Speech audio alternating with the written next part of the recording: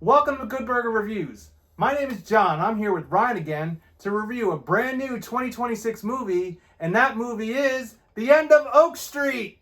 I think that our neighborhood, our house, our whole street has moved. How the hell is that even possible?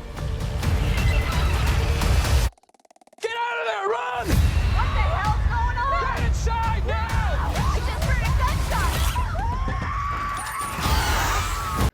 This movie was released to theaters in August of 2026. It is directed by David Robert Mitchell. It stars Anne Hathaway, Ewan McGregor, Maisie Stellar, Christian Conway, and Jordan Alexa Davis. Basic premise. The Platt family bands together to navigate their new surroundings after a cosmic event transports their suburban neighborhood to someplace unknown. So this movie was on my most anticipated list of the 2026 year. I really was looking forward to this one, obviously being inspired by movies like Jurassic Park. This movie is clearly a movie blend of movies from the past. And when I think of The End of Oak Street, I think of Jurassic Park meets Back to the Future meets The Burbs. So with no further ado, let's get into the good, the bad, and the ugly on The End of Oak Street. So the first thing I'll put in the positives is this movie was a throwback, and I did not know that it was going to take place in 1982. And boy, did they recapture the vibe of the 1980s, wouldn't you say? Oh, absolutely. It actually just teleported you back. The clothing, the music, even the mannerisms and what they were talking about, even the TV commercials. The like kids on the bikes. Yeah, oh, yeah. And then, the new girl's here, and they're looking through the fence to try and those mystery with the girl, because she goes to, private school. And, you know, we had that when we were kids, too, or whenever there was someone new into the neighborhood, you were really like, oh, I wonder what they're about. Yeah, and they did do a good job of recapturing 80s. And yes, there was 80 songs played in there, but it wasn't just that to say, hey, you're in the 80s and we're listening to 80s music. They had the whole vibe down pat, the way they were dressed, just everything about it. You know, and another part of this positive is it felt like Spielberg. We just reviewed Disclosure Day a couple months back, and this felt more like Spielberg than that. Actually, Spielberg, when he was in the golden time, the golden days, because it felt very, very Spielbergish. Just the whole vibe behind it, and they really built up anticipation of every part of this story. They didn't just throw it at you. They built the characters. They made you care about the characters. And it was like a slow, every once in a while they'd show like a part of a dinosaur, but they weren't, the people were missing it. They weren't seeing that there was actually dinosaurs. It was just such a cool, even thinking back to E.T., where he was just in that shed, and they know someone's out there, but they don't know what it is, and they try to get him out. They do a great job with just the intrigue, the mystery, the horror, and the blend of sci-fi. So this definitely leans a little more into sci-fi than what Jurassic Park did.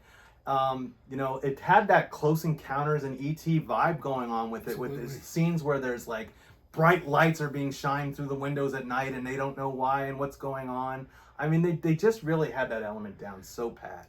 Yeah. I was in. I was hooked from moment one. Absolutely. The wind was blowing all crazy. Starbuck would streak down barking. Could have been lights from a helicopter. Or a UFO. Aliens. Shut up, Dad.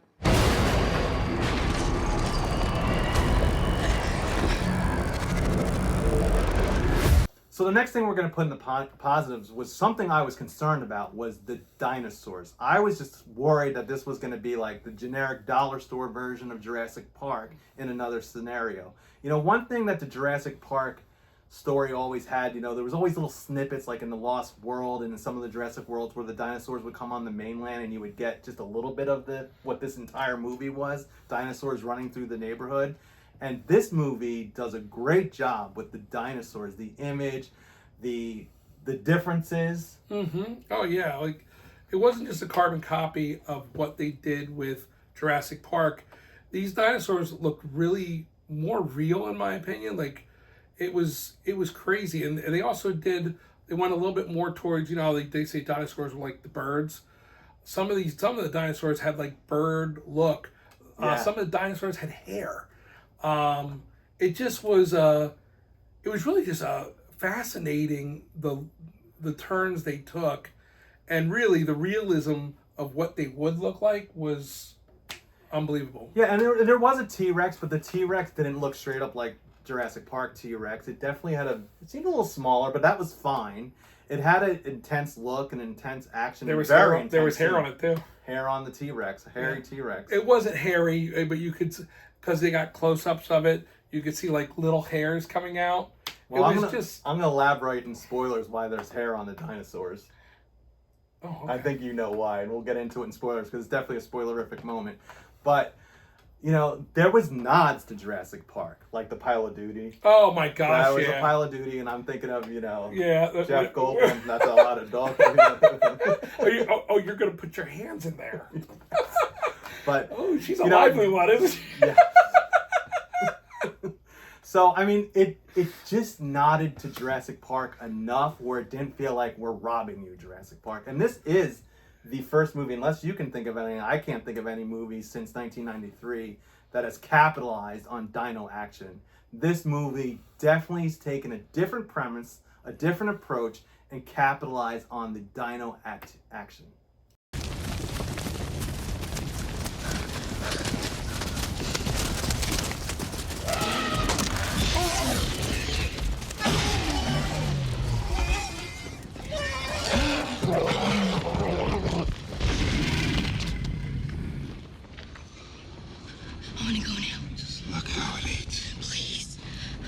Never look at birds the same way again. Yes. Go now. Okay. Keep low and follow me. Okay, so we're going to let that lead us to the mix. So there was one thing that we both agreed on in the mix, and there was one creature that wasn't really a dinosaur. It was more of like this giant snake. And we're mixed on the snake, but we're going to have to elaborate on that in spoilers because the whole snake discussion is a very spoilerific thing. If you saw Anaconda, it was pretty much like those snakes, but completely white. But I didn't think those snakes looked real either. And I guess maybe in Hollywood it's tough to make the snakes look real. Jack Black Anaconda, right? Yeah. Yeah, I was thinking the same thing. That's what it reminded me of, really. Yep. But it just, that was the only character or dinosaur that I thought fell short. Creature. Creature. Yeah, and there was a lot of creatures. And different creatures than what Jurassic Park had. It was, and it was awesome. Yeah, because I don't remember Jurassic Park ever having snakes. I mean, over the years, the Jurassic Park, Jurassic World franchise has always come with a new creature every movie, but this movie had a bunch of different ones. Had different ones. There was a T-Rex, there were Velociraptor-ish, there was a spiny one, the spiny dinosaur. But Spinosaurus. So. But there was also those like turtle dinosaurs. Oh, yeah, turtles. And there's some herbivores in there. Yeah, brontosauruses. The brontosauruses were awesome. Yeah, I can't say anything about that. There's a spoiled part there, but I love the brontosauruses. Hey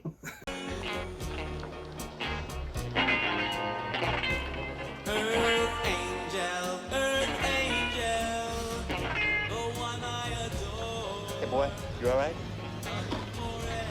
I can't play.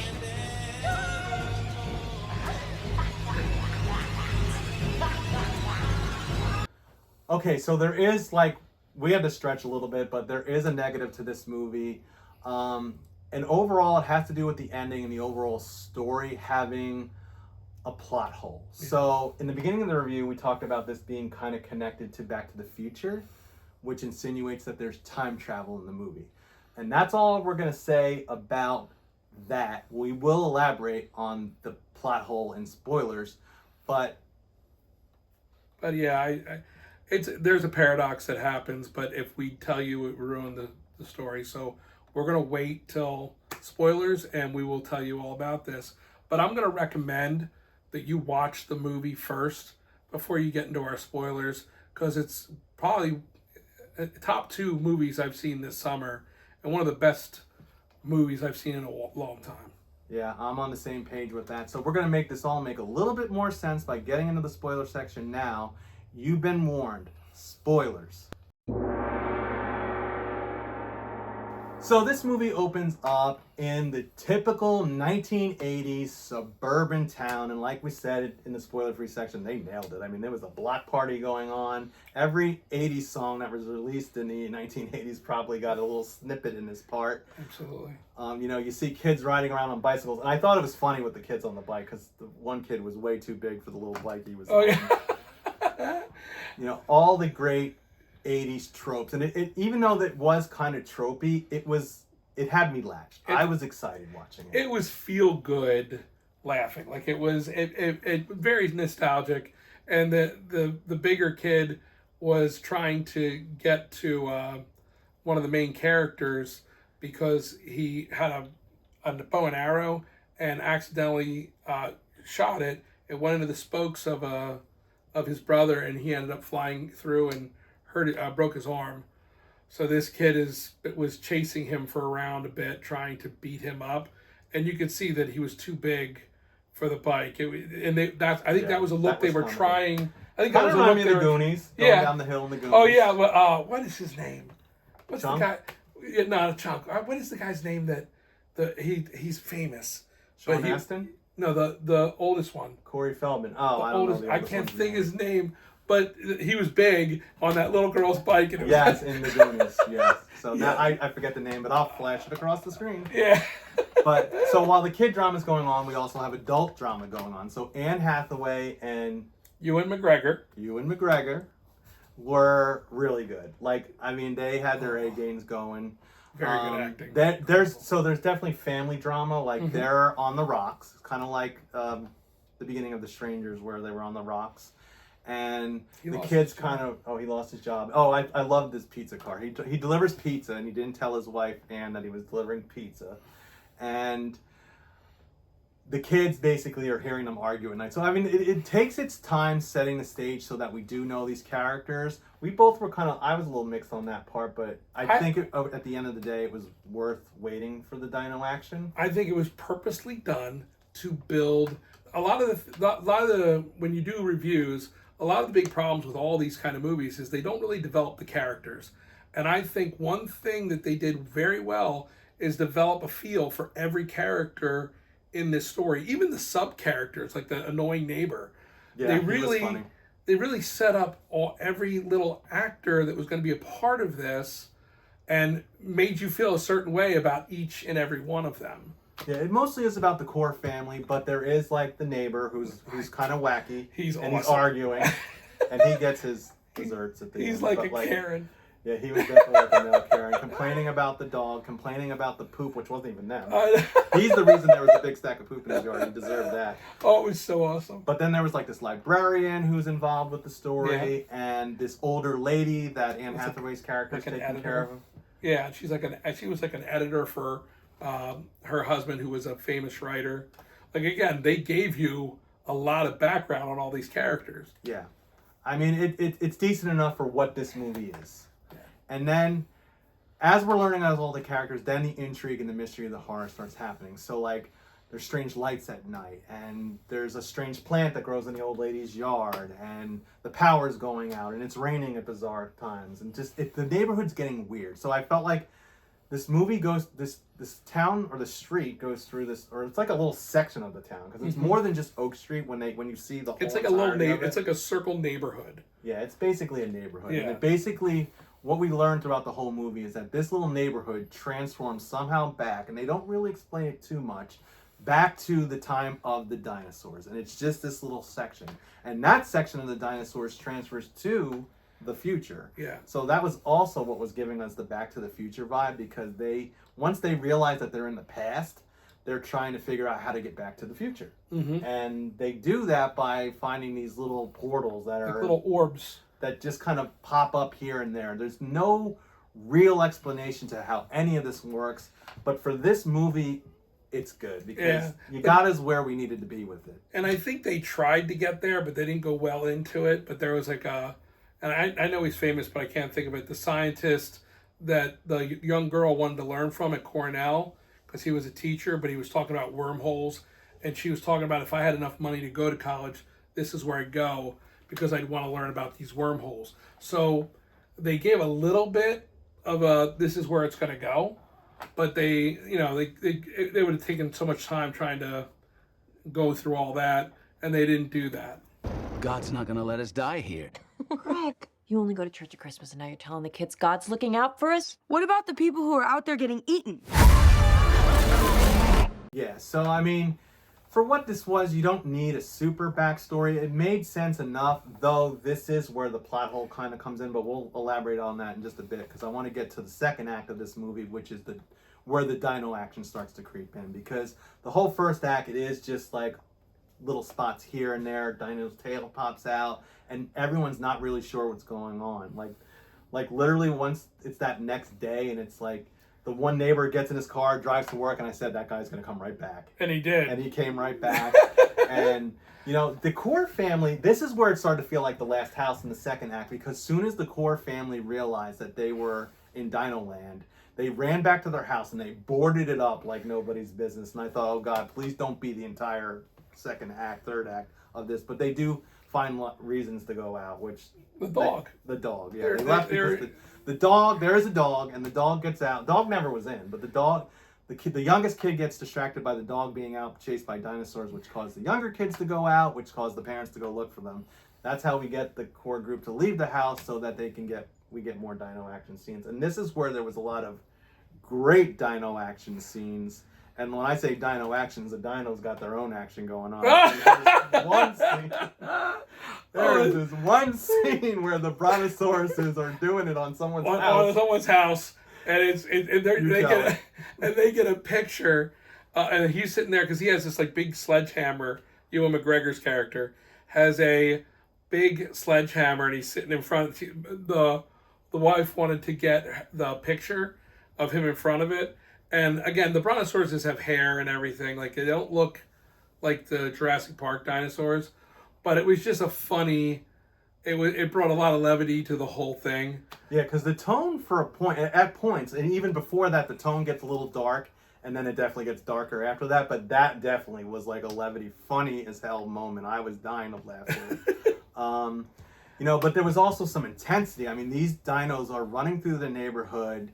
They are tearing up everything. Like I said, it's all the best parts of what I wanted out of The Lost World, like the tail end of The Lost World, like when the dino's running through LA.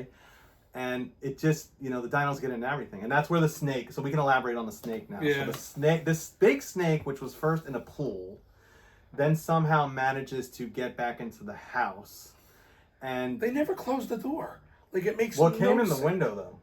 Oh, is that where it came in? The snake definitely came in the second story window, because we jumped around, though, because big spoiler, even though we're in the spoiler sections, say his name. Ewan McGregor gets killed by the T-Rex. Absolutely. So basically, they're all running around the neighborhood trying to find the dog and the kids, and the T-Rex is chasing them down the main street or down Oak Street, and literally he basically saves Anne Hathaway by distracting this T-Rex, and the T-Rex gets him. And the death is brutal. It is. And very brutal. And the kids and the mom are watching. That's why I said the tone got dark. Very dark. Whoa, this is heavy. There's that word again, heavy. Why are things so heavy in the future? Is there a problem with the Earth's gravitational pull? Before that, he was just trying to save his wife. He took his sledgehammer and hit the T-Rex right in the mouth. Which that part didn't make sense. Well, he felt that, and I agree, that didn't make sense at all, but the T-Rex fell down, and they thought they knocked him out, and they started hugging each other, and everyone... They should have ran. And then, he got right back up again, and just, you can guess. Yeah, Dad was done then. So then mom and the two kids, and they adopted this other kid who lost her parents. Yeah. So mom and the three kids go back to their house, and that's when the snake gets in. So the snake was the only creature that just kind of looked the fakest. And I guess maybe because and it was the hairless one. Yeah. All the other dinosaurs had hair or had more. But it was more, I guess because the snake itself just had nothing.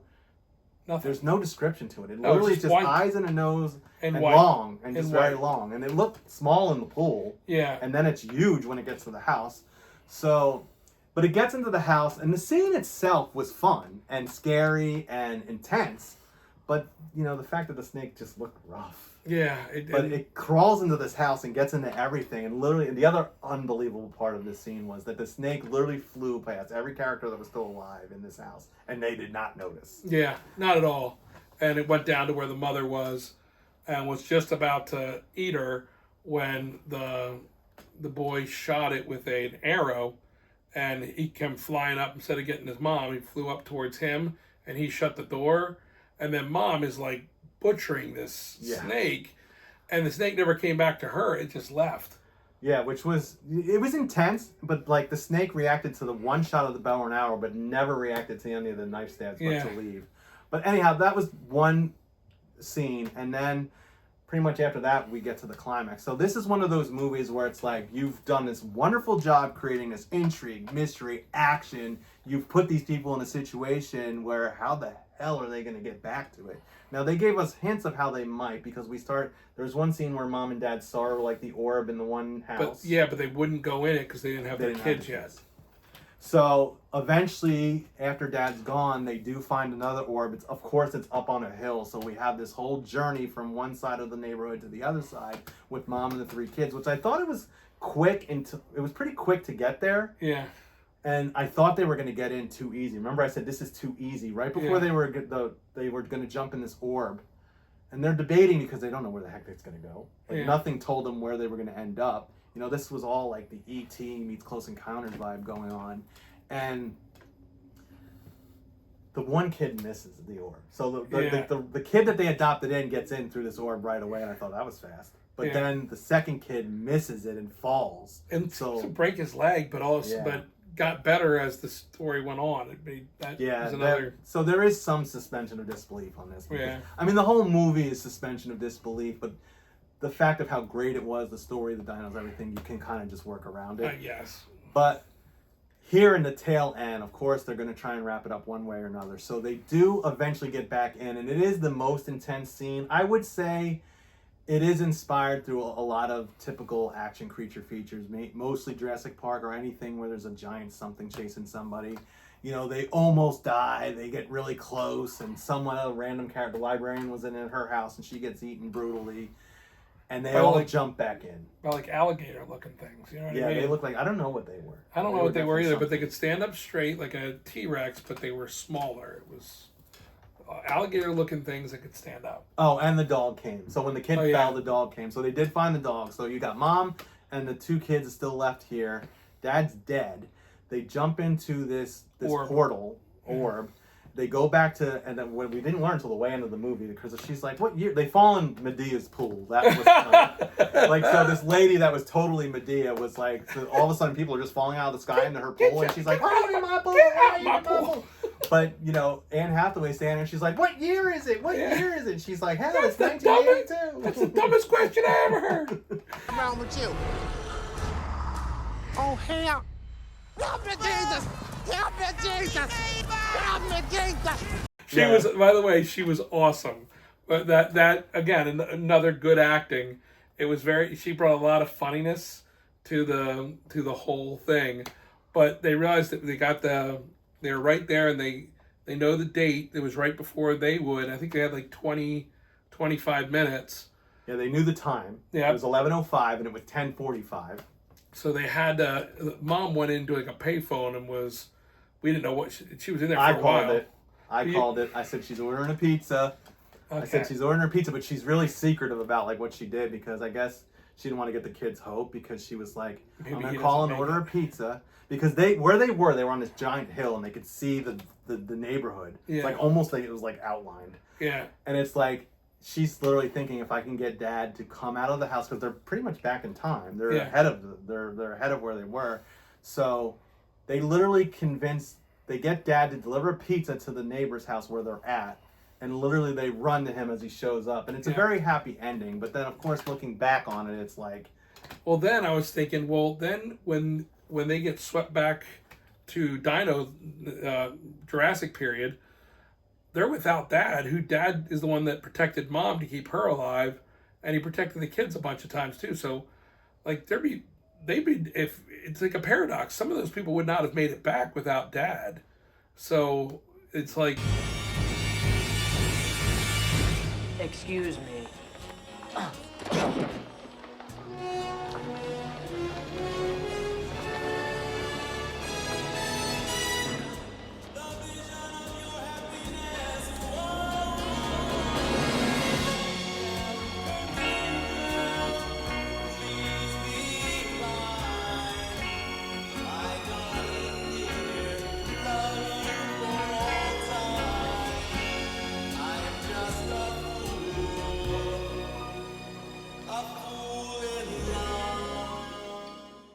Back to the Future ran into this problem with its story. Like, it's a paradox. Like, literally, you go back to 1985 and Marty McFly adjusted the whole world with everything he did. So they changed the world.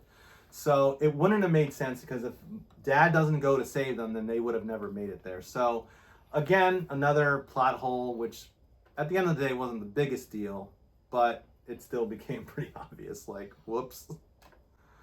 And I think Mom didn't say anything because she didn't know if it was actually going to happen. Yeah, she wasn't. That's why she was secret, Yeah. because she wasn't sure if he'd be there or not, you know. But, you know, I think we covered it all. I think we're going to get down to business on this one, because at the end of the day, this was a great time at the movies. Total throwback, total dino action. I was worried about this because I thought, you know, we're just coming off of Ice Cream Man, and Ice Cream Man I anticipated and is getting roasted, which was another funny little thing. There's a scene, anyone who hated Ice Cream Man, go see the end of Oak Street, mate, because the Ice Cream Man gets eaten, and you literally see the dinosaurs eating right out of this tipped over ice cream truck, and I thought, oh God, everyone that hates Ice Cream Man's gonna love this part. And it was the brontosauruses again. Yes, so the Ice Cream Man gets eaten in the end of Oak Street. Yeah. But this one's a no-brainer. The rating is going to be, and we're on the same page, Cheeseburger in Paradise. So, highly recommend. It's playing in theaters. Hopefully it's going to be there for at least a month, if not longer. Go check it out. And don't forget to please like, subscribe, tap that notification bell, all that jazz. And don't forget to stay scared of those dinosaurs that'll invade your neighborhood. The hell was that?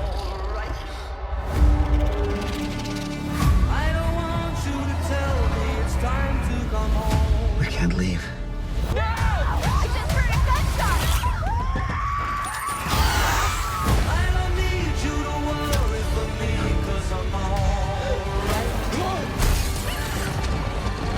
Gather supplies. Grab anything you can use as a weapon. What are we gonna do?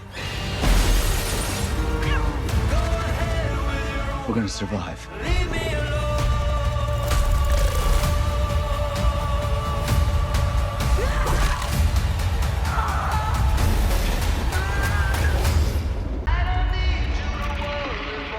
The hell was that?